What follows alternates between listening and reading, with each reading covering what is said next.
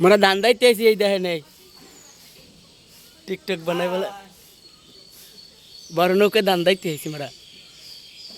কোলায় আছি কোলায় না ছাড়লেই নাই পানিতে টলমলো পানির জন্য আমরা ধান দাইতে পারতেছি না এখন আল্লাহর রহমতে আজকে একটু সূর্য উঠছে এখন ধানেও টলমলো আলহামদুলিল্লাহ অনেক সুন্দর ধান হয়েছে এই যে আশা আছে দেখছেন মগ গ্রামের হাঁস আর রুটি পিঠা মগ বরিশাল মাইনি একালে শান্তি মজার বুঝছেন গ্রাম মানি আগুন এই দেখেন কত সুন্দর মজা করতেছি আমরা